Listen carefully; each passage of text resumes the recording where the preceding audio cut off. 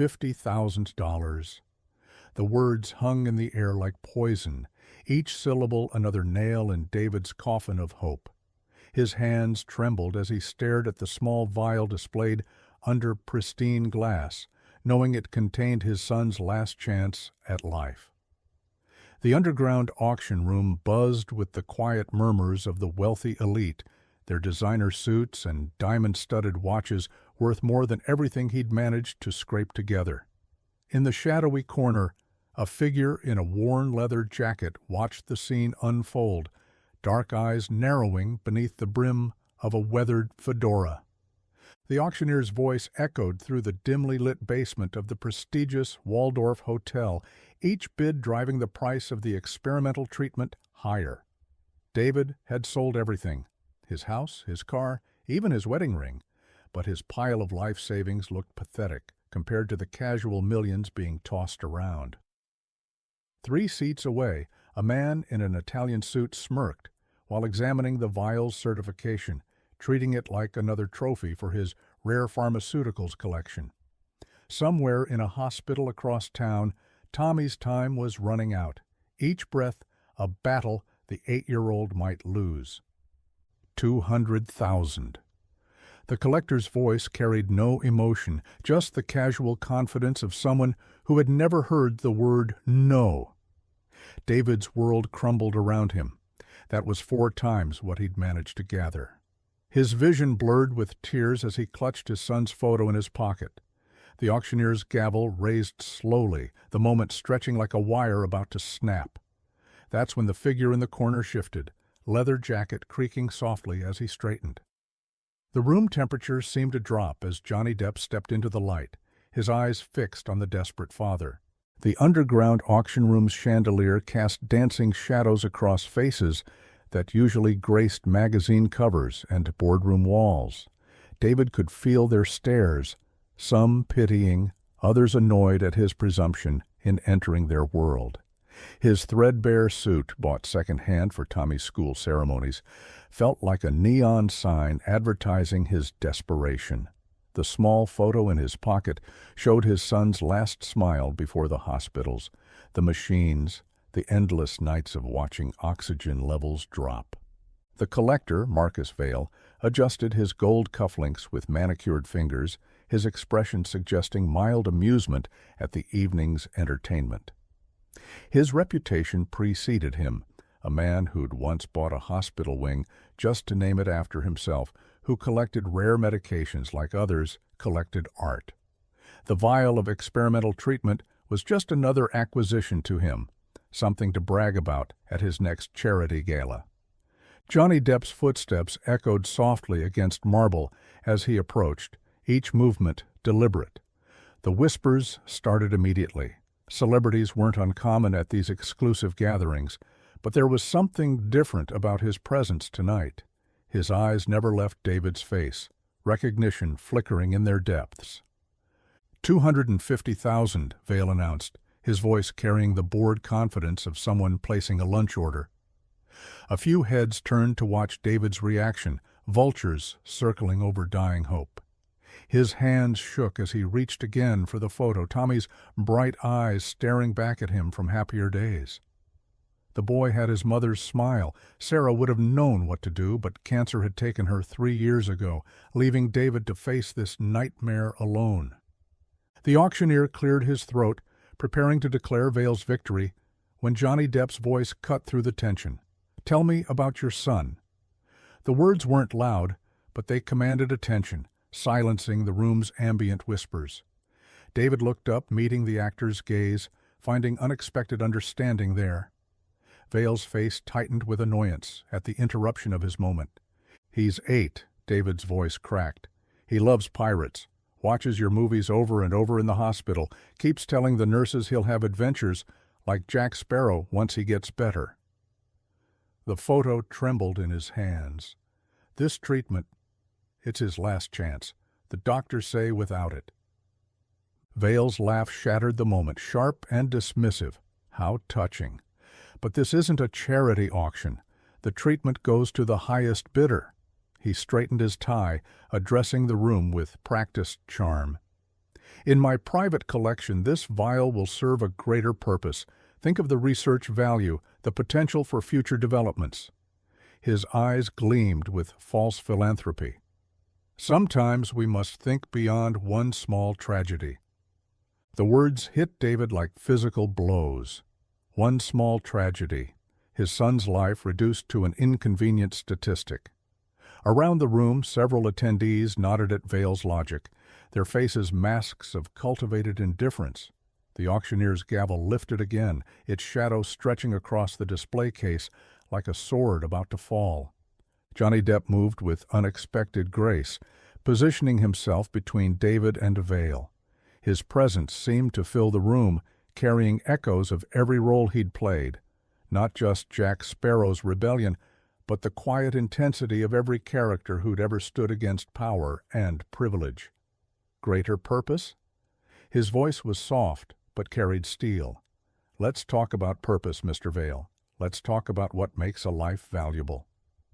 Vale's practiced smile faltered as Johnny Depp approached the display case, his fingers trailing along its polished surface. The actor's reflection fractured across the glass, multiplying his presence throughout the room. Security guards shifted uncomfortably, uncertain whether to intervene. Celebrity status complicated their usual protocols. "You have quite a collection, I hear," Depp continued, his voice carrying that distinctive blend of charm and challenge. "Rare medications, experimental treatments, life-saving drugs, all sitting in climate-controlled cases, not healing anyone, not saving lives, just existing, like butterflies pinned under glass." He turned to face the room, and something in his expression made several attendees look away. "How many children like Tommy have you collected, Mr. Vale? How many lives look pretty on your shelves?" The weight of the question hung in the air. David clutched Tommy's photo tighter, feeling the edge of hope returning. Vale's face flushed red beneath his expensive tan. "This is a private auction, Mr. Departamento, not some Hollywood moral playground. If you want to bid, then bid. Otherwise, dash." 300,000, Depp interrupted, causing a ripple of whispers. He hadn't raised his voice, but the words rang with authority. Vale's eyes narrowed, calculating. The crowd leaned forward, sensing the shift in power. Here was entertainment they hadn't expected, a battle between titans, with a child's life as the prize. "500,000, Vale countered, adjusting his gold watch with deliberate casualness. The amount would barely dent his fortune, but his eyes gleamed with the thrill of competition. This was no longer about the treatment, it was about winning. Johnny Depp's smile never reached his eyes as he pulled out his phone, speaking into it with quiet intensity. $1 million. A collective gasp rippled through the room. David's heart pounded as he watched the actor stand his ground. "But here's the interesting part, Mr. Vale. I'm not bidding to own it. I'm bidding to give it away." The phone switched to speaker mode, and a woman's crisp voice filled the room. "Mr. Depp has authorized an immediate wire transfer of $1 million with the stipulation that the treatment be administered to Thomas Mitchell within 24 hours. The legal precision of her words cut through the atmosphere like a blade. Vale's composure cracked. His hand trembled slightly as he reached for his whiskey glass. $2 million, he snapped, a vein pulsing in his temple. "And I remind everyone that these auctions have rules, strict rules about confidentiality and—" His eyes darted around the room where several phones had appeared, recording the scene. $3 million, Depp countered smoothly. "And let's talk about rules, Mr. Vale, about the rules of humanity, about what happens when the world learns that children are dying because their medicine is locked in your private museum." He gestured to the recording phones. "How many followers do you think this story will have by morning? How many parents will recognize their own fears in David's eyes?" The crowd's whispers grew louder, more urgent. Some of Vale's usual supporters were backing away, suddenly conscious of the optics. The collector's face had gone from red to white, his carefully curated public image crumbling in real time. Vale's composure shattered like fine crystal. "$5 million," he shouted, abandoning all pretense of sophistication. $5 million, and I'll remind everyone here about the power I hold in this city's social circles, about the donations I make, the foundations I support." His eyes swept the crowd, a desperate threat in their depths, about the invitations and opportunities that can so easily disappear. A woman in pearls worth a small fortune stood up, her voice cutting through the tension. "My grandson has diabetes, Marcus." "All this time were you hoarding treatments while children suffered?" Others joined her, years of cultivated social masks dropping away as Vale's true nature emerged. Johnny Depp moved closer to David, his presence a shield against Vale's increasingly erratic behavior. $10 million, he stated, each word a hammer blow to Vale's crumbling empire. $10 million, paid directly to the hospital, and a promise to investigate every rare medication in your collection, Mr. Vale.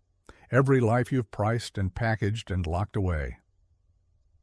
The recording phones multiplied like stars, their lights illuminating Vale's descent into panic. David watched in stunned silence as the man who'd nearly crushed his last hope began to unravel. Tommy's photo felt warm in his pocket, like a promise about to be fulfilled.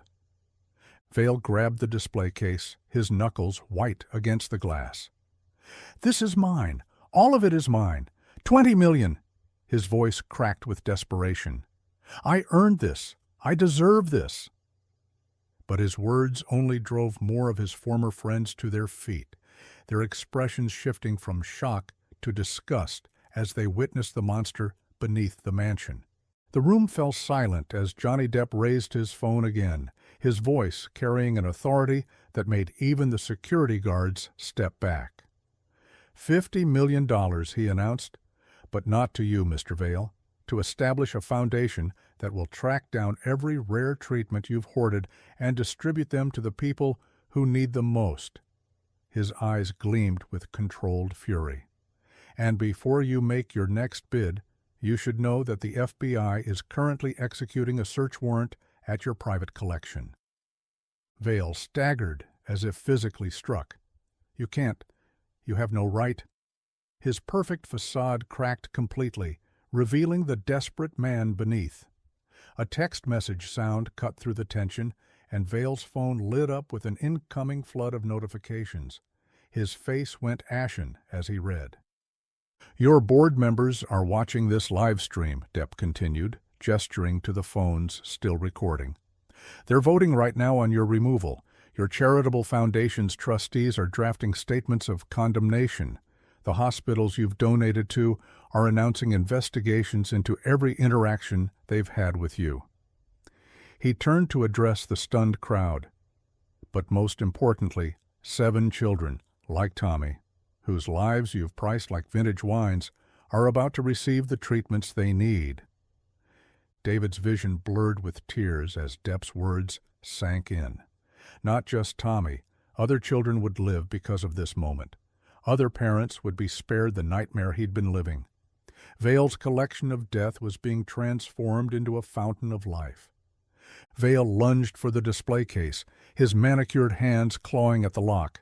"This is theft, destruction of private property." His voice cracked with hysteria as security guards moved to restrain him. "I saved these treatments. I preserved them. Without collectors like me, they'd be lost to history." "Lost to history?" Johnny Depp's voice cut through Vale's desperate ranting.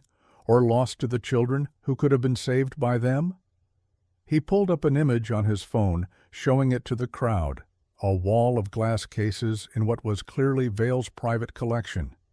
Each contained a vial, a bottle, a package of medicine. Each represented a life that could have been saved. The woman in pearls who'd spoken earlier approached Vale, removing her elaborate necklace with trembling fingers.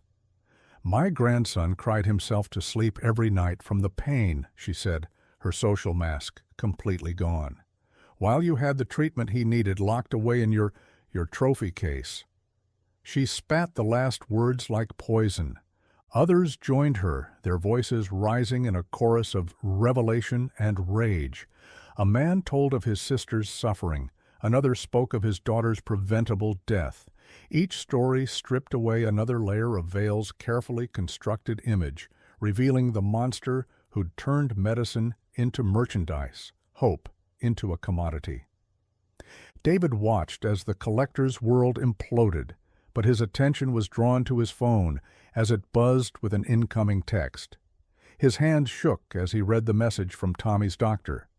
"Treatment arrival confirmed. We're preparing for immediate administration. Your son will live."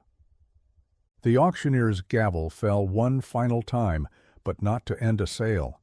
It was the sound of Vale's empire crumbling, of justice breaking through years of privileged cruelty.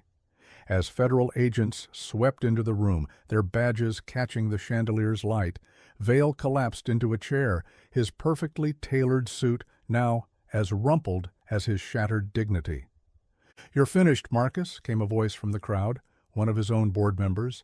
"Every hospital board you sit on, every charity you chair, every social registry you've bought your way onto. It's over." The man turned to Johnny Depp with tears in his eyes. "My wife. She was on the list for one of his collected treatments. She died waiting. I never knew. I never suspected." Depp's hand rested on David's shoulder as he addressed the room one final time. "The real tragedy isn't just what he did," he said, his voice carrying the weight of every role he'd ever played, every story he'd ever told. "It's what we all did by staying silent, by accepting that some lives were worth more than others, by letting money decide who lives and who dies." David's phone buzzed again, a photo from the hospital. Tommy, his small face bright with hope, as doctors prepared the treatment. The same treatment that, hours ago, had been nothing more than an auction item. As federal agents led Vale away, David held up his phone, letting the collector see the life he'd nearly sacrificed for his collection. "My son's life isn't rare memorabilia, Mr. Vale," David said, his voice steady for the first time that night. "No child's life is." The words echoed through the room, a final verdict more damning than any judge could deliver. Dawn broke over the city as David sat in Tommy's hospital room, watching the treatment flow through IV lines into his sleeping son's arm. The first rays of sunlight caught the edge of Johnny Depp's leather jacket as the actor stood quietly by the window, his presence as steady as it had been during the auction. Outside, the media storm was already building. Vale's arrest dominated every news channel, his perfectly curated public image replaced by mugshot footage. But the bigger story was already unfolding. The discovery of his private collection had sparked a nationwide investigation. Other collectors like him were rushing to donate their hoarded treatments, trying to avoid Vale's fate. "The foundation is already working," Depp said softly, showing David his phone. 7 children received treatments last night. 12 more this morning. He smiled as Tommy stirred slightly in his sleep. "Your son didn't just get saved, David. He helped save others." The monitors beeped steadily, each sound a reminder that hope had won over greed. Tommy's color was already improving, his breathing easier. On the small hospital table, his worn copy of Pirates of the Caribbean lay open, its pages containing adventures that now he would live to experience. The video from the auction had gone viral, sparking a movement that transcended celebrity gossip. Save Not Collect trended worldwide as more stories emerged of life-saving treatments locked away in private collections. Vale's former social circle scrambled to distance themselves, with several prominent collectors voluntarily surrendering their medical artifacts to hospitals. The woman in pearls from the auction had become an unexpected advocate, using her social connections to expose similar collectors. Her grandson was among the first wave of children to receive treatment from Vale's former collection. She'd traded her pearls for a simple ribbon pin, the new symbol of the foundation Depp had established. "Sometimes the world needs a reminder of what matters," Depp said, watching as Tommy finally opened his eyes. The boy's face lit up with wonder at seeing his hero in person, though still too weak to speak. "Your dad taught us all that tonight, champion." He placed a worn pirate hat, straight from the movie set, gently on Tommy's bedside table. The morning news played quietly on the hospital TV, showing Vale's collection being cataloged and distributed.